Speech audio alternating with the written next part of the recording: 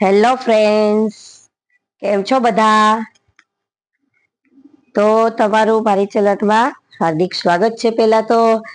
અને જે લોકો મારી ચેનલમાં નવા છે તે પ્લીઝ સબસ્ક્રાઇબ કરી લેશે મારી ચેનલને, જેથી કરીને તમને શિક્ષણ જગતને લગતા ન્યૂઝ છે, ભરતીને લગતા ન્યૂઝ છે અને કોઈ પણ સ્કૂલમાં પ્રાઇવેટ સ્કૂલને લગતા ન્યૂઝ છે દરેકે દરેક તમને મળતા રહે.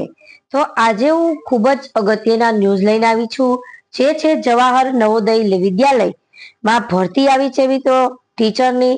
તો હું એની એડ લઈને આવી છું મિત્રો.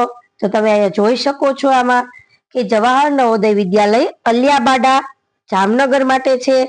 વોક ઇન ઇન્ટરવ્યુ છે.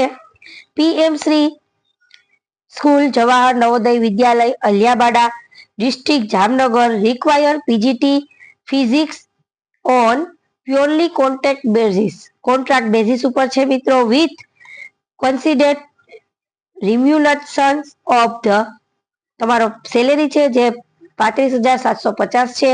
The candidate must be fluent in English, having good knowledge of subject and holding MSc and BEd degree from recognized university with minimum 50% mark.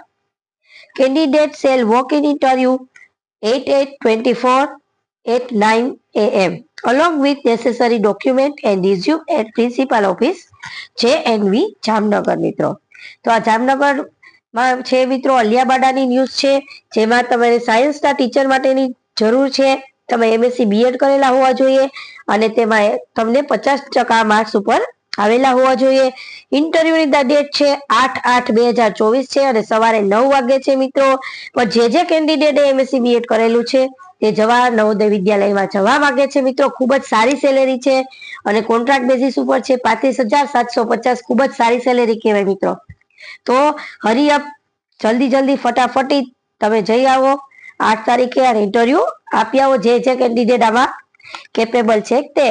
તો મિત્રો, જો તમને મારો આ વિડીયો ગમ્યો હોય તો મારી ચેનલને લાઈક કરજો, શેર કરજો અને સબસ્ક્રાઇબ જરૂરથી કરજો.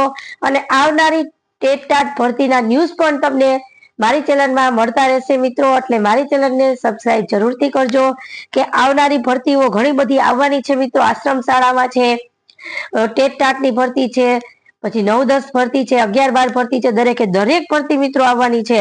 એટલે હવે આપણે જોઈએ કે ઓગસ્ટ મહિનામાં ક્યારે ભરતીઓ શરૂ થશે મિત્રો.